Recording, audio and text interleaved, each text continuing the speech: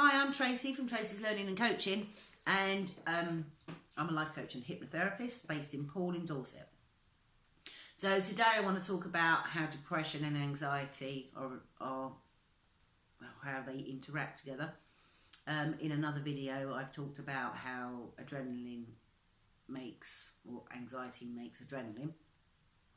So it's all in the book as well, so feel free to have a read of it. It's free to download from my webpage, www.tracyslearningandcoaching.net.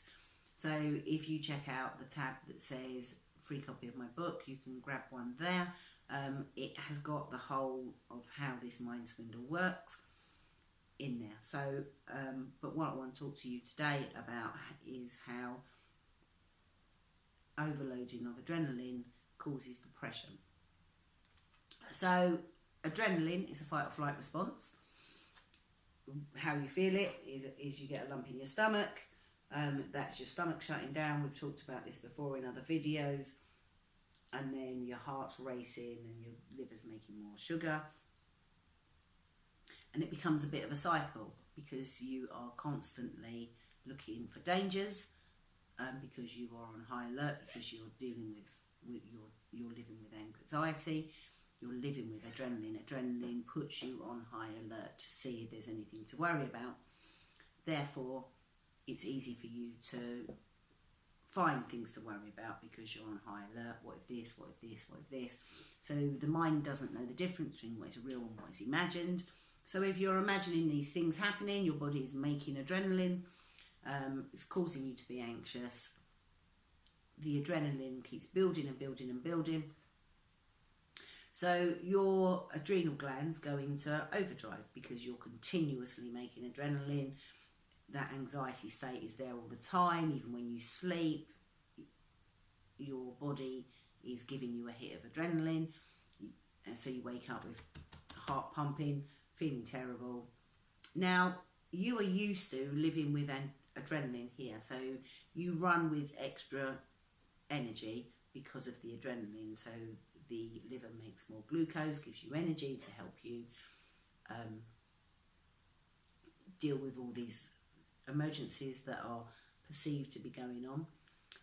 So what happens when your body can no longer make adrenaline? So you go in, when you keep making it and keep making it, eventually your adrenal glands go into adrenal failure. So you are used to having this much adrenaline, and suddenly, boom, you're no longer making adrenaline. How do you manage? How do you live your life? Your heart's not pumping. You're as fast. It's definitely pumping. So, but it's not pumping as fast as it usually is. You certainly don't have the energy levels as you usually do because you have no extra sugar being made. How is that going to be? How are you going to feel when even that happens? Used to having this much energy, this much heart pumping, and suddenly, none of that's happening. You're just living like normal people. I hate that term. Whatever normal people is, but people who aren't suffering with anxiety. It's numbing because you can't get out of bed because you're used to getting out of bed with that much energy and your heart's pumping. So you're used to being able to jump out of bed because you are used to quick dealing with stuff. But now you can't do that because your adrenal glands aren't making adrenaline. Well, how do you live? Well, you don't get out of bed, you have no energy, you just sit and stare at walls because you haven't got the energy to do anything else. How is that? So this is the side of it called depression. So you're living without being able to have that energy boost and everything pumping. Eventually what happens is that your body recovers and your adrenal glands can start making adrenaline. So what happens then? Well, your mind starts making reasons for you to make adrenaline, and then the heart starts pumping faster and the sugar comes and you feel sick and you want, or you go to the toilet. So you live in a constant loop of adrenalized anxiety. When you can't make any more anxiety or you can't make any more adrenaline, your body goes into shutdown, and there's your depression, and you live like that until your body can start making adrenaline again, and then so it goes round and round in a loop. This is anxiety and depression. There are ways to help you with that.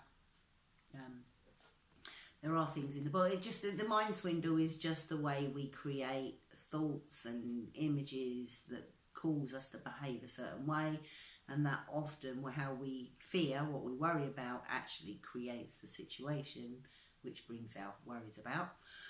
So this is the mind swindle. It explains it in full detail. If you'd like to get a copy, please go to the website. If you'd like some help, well, I guarantee results. I guarantee that I can help you. If I can't help you, I have a free consultation with you. If I can't help you, I'll tell you I can't help you, because I'm not going to charge you if I can't help you.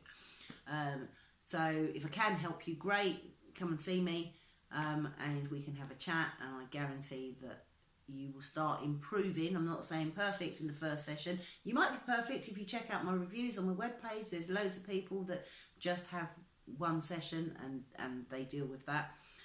They might come back because they have something else go wrong, but they're certainly sending me nice reviews and nice letters to say that they're doing great, so that's good. So this is my theory on anxiety and depression. It's the chemical response to anxiety and depression, and why you end up that way. I hope this has helped. I hope this is giving you some sort of insight, and you can recognise that this is what you're doing. And if you can, then there are ways to help you. Come and see me, come and talk to me, read the book. I'm always here. Okay, thanks for listening. Take care.